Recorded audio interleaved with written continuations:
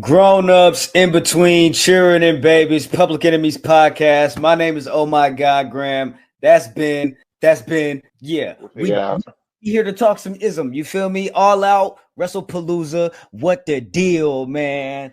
I watched this shit live. I had a great time, but I think there's a conversation that must be had around this situation. What's going on with you, first and foremost, man? How you doing? Bro, I'm great. I'm great after a whole day of watching wrestling from 3 p.m. to 10 p.m. I just want to say I never want to do that shit again. Like, I'm being completely honest. I love wrestling, but I'm like, bro, y'all, next time, y'all just got to make a business decision and book it at the same time. I'm getting to be an old man, and I can't do it like this. Like, if I was unemployed, it's living with my parents, maybe, but got responsibilities. That is, if you're watching on YouTube or whatever the case may be, go ahead and add us up, man. Subscribe to the page. Public Enemies, y'all already here. So, you know what I'm saying? We'd appreciate it. It helps the algorithm nation. You know what I'm saying? We're trying to get that support and, you know what I'm saying, to move this thing along further. If you haven't subscribed, please go ahead and do that. Hit the like button and all that. You know what I'm saying? Hit the bell for notifications. Where do you want to start with this whole conversation, man? All Out Wrestlepalooza.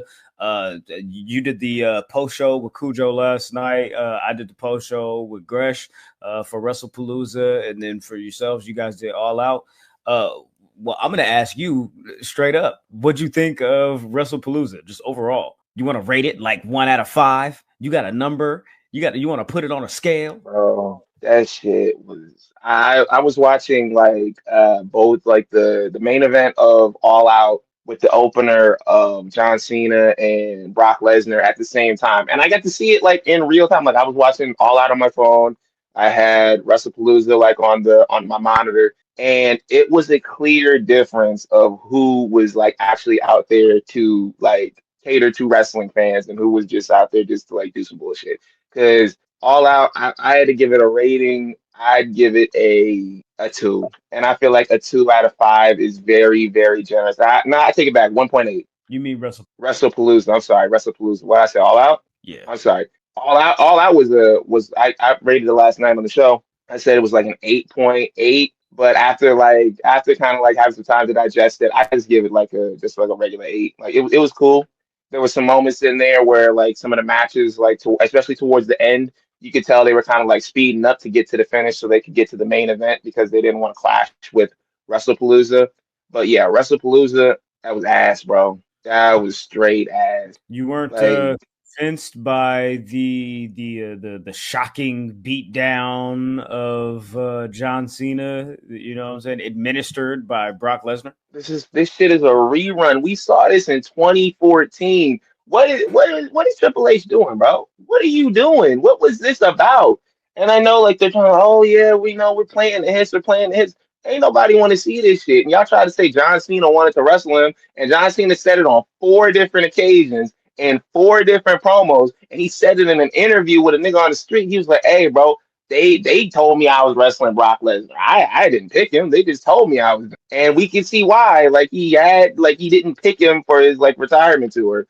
Because this shit was like wash, rinse, repeat. There's like 5 matches that they had like back at not 5, it's like maybe 3 matches they had back in 2014. The WrestleMania match. I'm not the WrestleMania. The SummerSlam match. I think they had one at Night of Champions, and they had one after that. The same shit. Yeah. I'd be interested to see what Seth Rollins' reaction is to Paul Heyman and Brock Lesnar, I guess, working out their differences in a sense, because they had the situation on SmackDown where they came into each other's presence, and then Paul Heyman was in Brock's corner during this match. So that's really the only interest that I have in seeing going forward. I have no interest in seeing another Brock Lesnar and John Cena match if that's where they're headed. Salute to them, or salute to Cena at least. Everybody else in this situation, y'all tripping. Let's talk about some dope shit though. What do you think was the best match of the entire weekend? Let's talk about that.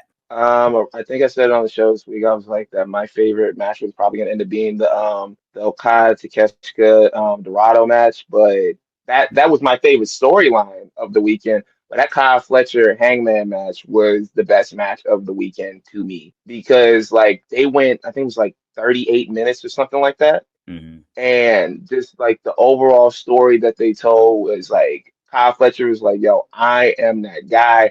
I'm gonna be right there with you neck and neck. But Hangman is like, bro, I'm just like one step ahead of you. You're the future for a reason. I'm the present for a reason. And that was the story that they were telling in the match because like they took like it was like 30 like right at the end before Hangman hit like the before he hit the buckshot. Like the whole time, like Kyle Fletcher was like, nah, nigga, you ain't gonna get me with that. Like he hit like 57 like dead eyes on him, bro. The one on the table outside of the ring, yeah, the avalanche joint. Those were really dope spots. I kind of think to be quite frank, I kind of think the Deadeye outside to the table.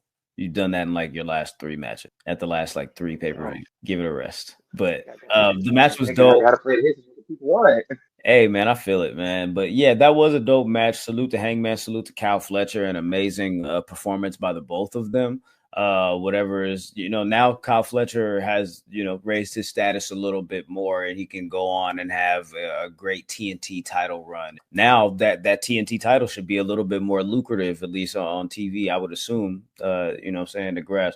What do you think about Eddie Kingston's return and him linking up with Hook? Do you think that's going to be like something interesting to see? As opposed to Hook with the Ops? I think it's better for him to be with the Ops.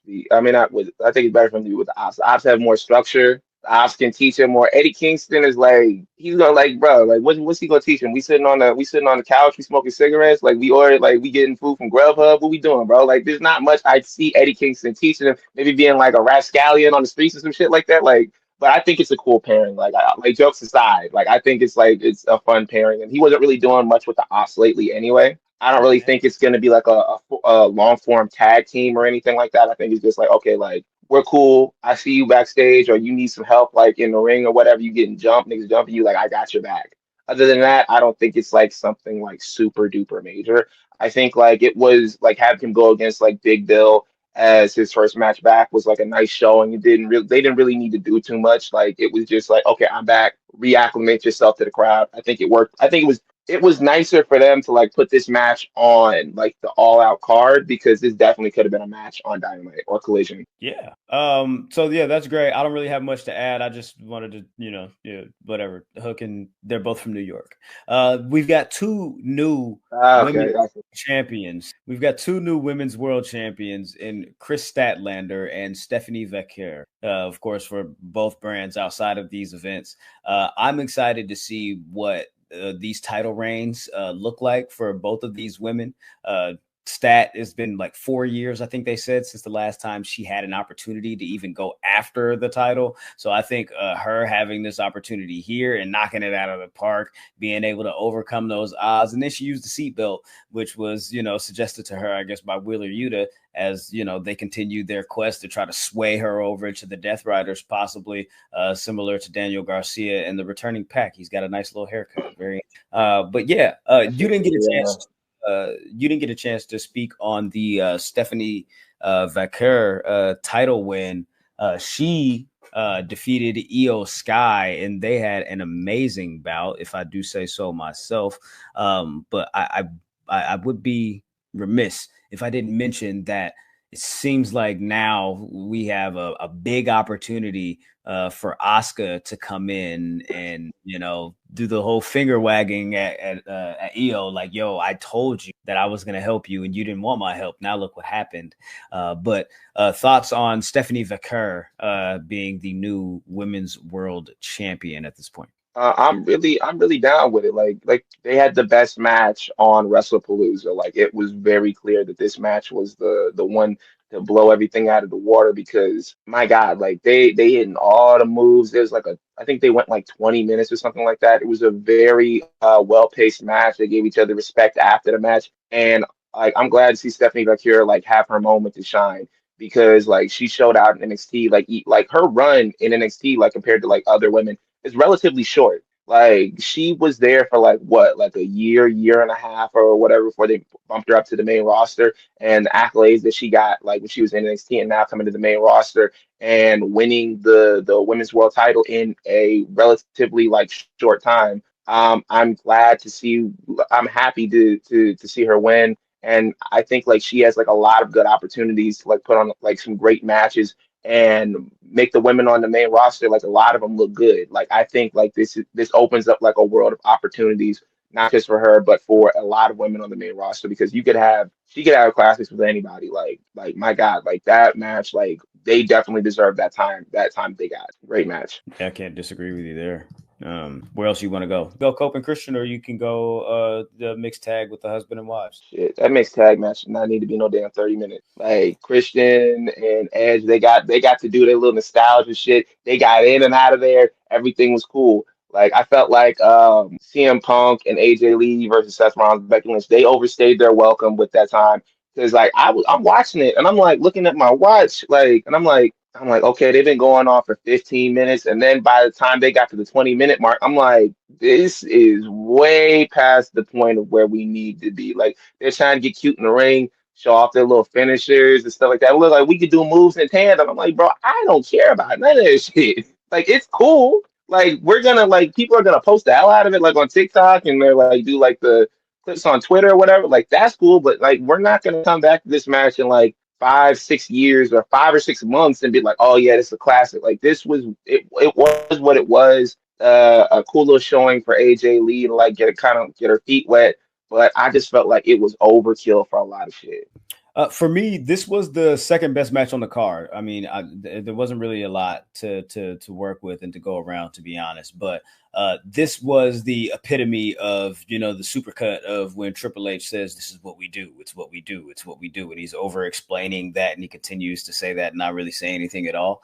This was that sports is entertainment tagline that they gave you at the beginning of the show that Triple H tweeted, that that whole cold open video at the beginning in the of this whole ESPN partnership. So for me, yeah, it was a little bit long. I think this is the longest match that AJ Lee has ever had under the WWE banner, probably the longest match that she's ever had in her career. But I did think that for me, those spots were dope. I thought that as they built the entire match pretty much, or at least that first act around the hot tag, getting AJ in the ring, and then from there it was a bunch of tandem moves, like you said, that was a little bit overkill.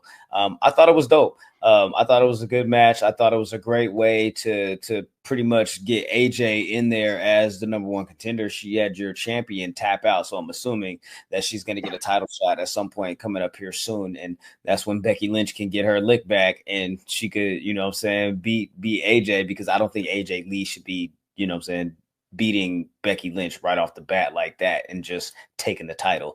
But I thought it was a great way to kind of, like we've been saying, like elongate the feud between Seth and Punk and to kind of freshen it up. But yeah, for me, the match was pretty good. As far as Cope and Christian and FTR, that match was pretty cool. I think everything, with FTR, again, always has to feel like an epic. So even though the match was over, there's got to be a cut scene. There's got to be an extra, what's the post credits? You got to do the post credit scene, and that's when, Beth Phoenix or Beth Copeland took that spike pile driver, and then that lets you know this isn't over either, brother. So maybe they'll do the trilogy on that side, and you'll get like another dog collar match or something like that out of FTR and Copenhagen. Yeah, like I like them like doing this. I feel like that. I like you said, like it was this like a post credit scene, and this show had like a few more post credit scenes in it, like with Darby and Mox. Like after like Darby loses the casket match, they have like the scene in the back where he like sets the shit on fire, like with Mox in it. Yeah. After the Death Riders pull off and just like, yo, we're gonna leave you to it, like, yo, bury this nigga. And like Darby is like, yo, I'm still alive. You cannot kill me. And he ends up like taking his measure of revenge. Can I ask a question? What does Darby Allin have to do to get suspended, to get fined, to get arrested, to get fired? Like, what does he have to do? Because this nigga is a criminal. He's a hoodlum. He is a diabolical individual. And he's out here setting people on fire. This isn't the first time, nor is it the second time, I don't think, that he set somebody on fire on this program.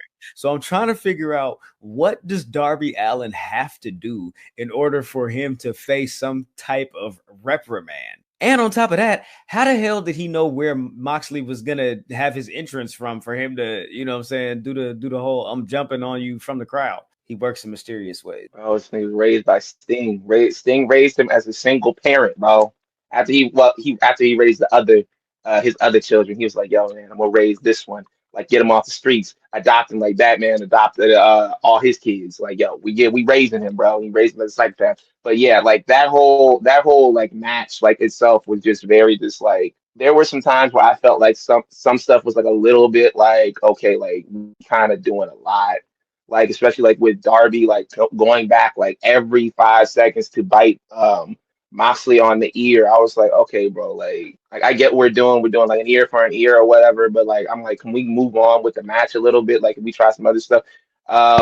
This to me, like it had me like do like kind of like a flashback like earlier this week. Like Ricochet was like, yo, man, like if you can't afford to go to a WWE show, come to one of our shows, bring the family to one of our shows, nigga. We aren't like you can't bring the kids to the show if Darby or Mox is on the card. I'm sorry. Like I love AEW, but if we go into the show and I'm bringing my kids, I can't bring my kids to this, bro. I cannot like have my kids like see it on the Tron. This man like poking him in the ear with the fork and just like waving that shit around. Like the little shit when he was like peppering him with the fork on top of the head. That shit was funny. That was funny as fuck. Like that was cool for me. But like I can't like, bro, I can't in good conscience bring the kids to that. Like, but yeah, solid like little hardcore match. I mean, like I like we're definitely gonna run it back. I like the fact that Brian Danielson was like, hey, gave him the bag, like, hey, choke this nigga out. He put a bag inside of a bag. I just want people to understand that. He put a bag inside of a bag. A duffel bag, nigga.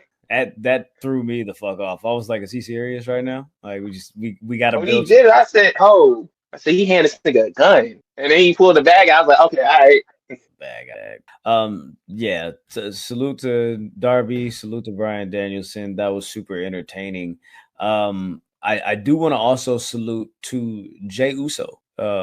He got split open. Crazy. Pause. That was wild. But yeah, like Jay, he like grazed and nicked his forehead with that steel chair in the tag match with the Usos against Bronson Reed and Braun Breaker, and he immediately started leaking, and it was really bad, to be honest with you guys.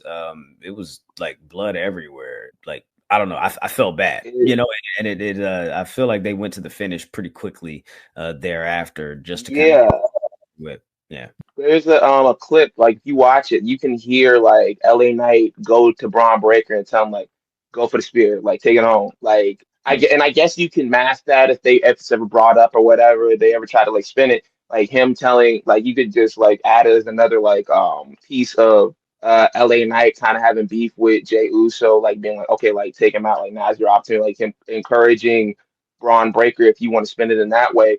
But yeah, like him accident, like that shit was so wild because it wasn't even like someone hit him in the head or he got or like anything like that. Like the chair ricocheted off of Braun Breaker when he hit him with it and split him open. And you kind of see him like wobbling around. Like I think that shit really kind of like fucked him up a little bit.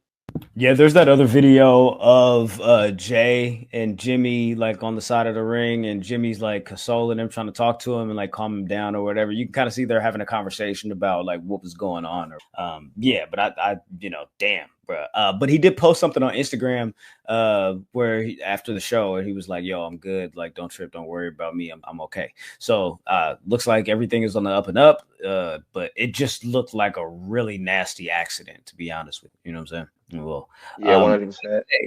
If we already talked about the best match of the weekend, you said that it was Hangman and Kyle Fletcher. Me personally, I'm not putting anything over that unified championship match. Dorada, Takeshita, and Okada went so fucking crazy, and like you said, it was a lot left on the table because it just was just a piece to give you, you know what I'm saying, to hold you over like an appetizer until we get to the singles match between Konosuke Takeshita and Kazuchika Okada.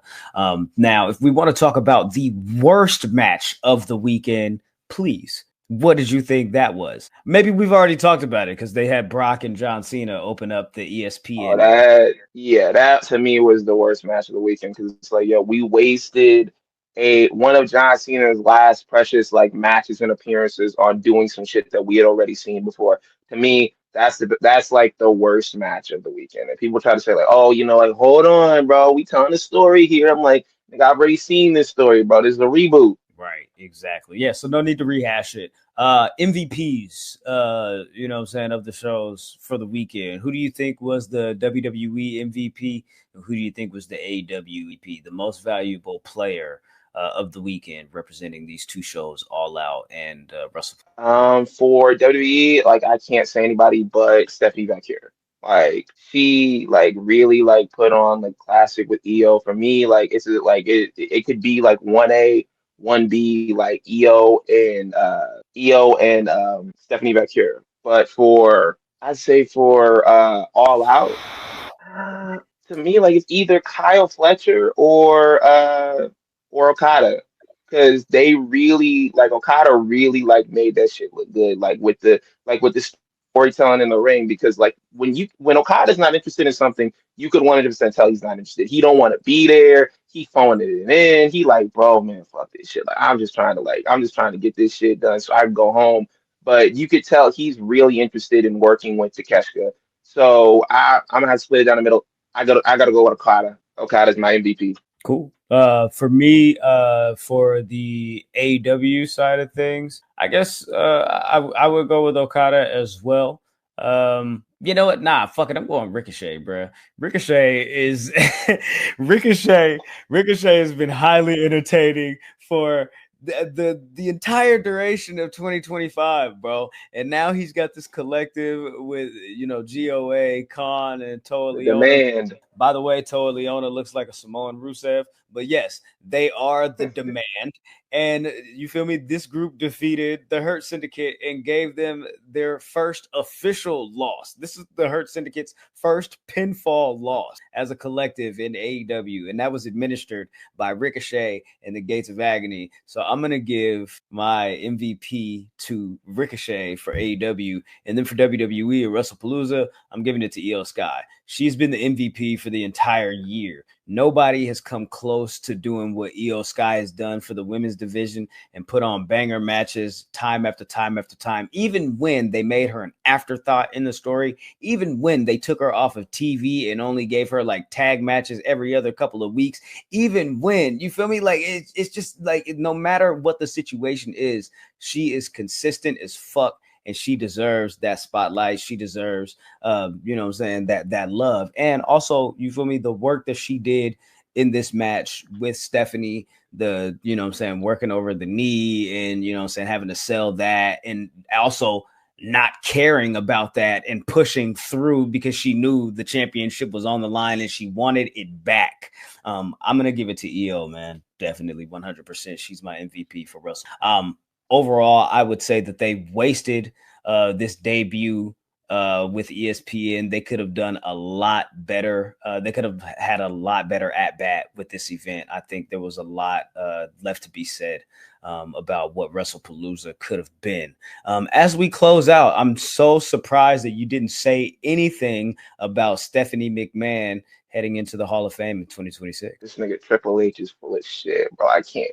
Because he was like, oh yeah, like expect surprises, expect spectacle. This was your surprise? And Yeah. awkwardly just like given like announcement, like and not only that, like isn't like they've never done this before. Like this like much in advance, like not like announcing like, oh, you're going to the Hall of Fame. Like when Undertaker came out there, I was like, oh, this nigga gonna announce like the attendance. I'm like, okay, all right, cool. And when he was like, oh, let me get on this side, and he was talking to Stephanie McMahon, I was like, this is really awkward. Where are we going with this? Like, and then they'd be like, oh yeah, you're gonna go in the Hall of Fame. I'm like, weird timing, but cool. Like, okay, so like, what are we doing in China? Like, is she going into like, come on, bro? Like, what's going on? But yeah, Stephanie McMahon is going to be your headliner. They let you know that right off of the bat. That's why they announced it in September. She is the top of the they might not even add another woman to the lineup. I'm going to be honest with you, man. But we are over our time. I hope you guys have enjoyed this review of both All Out and Wrestlepalooza.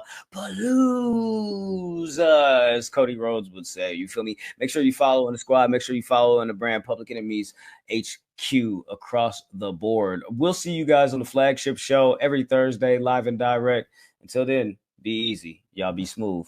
Be breezy. Deuce.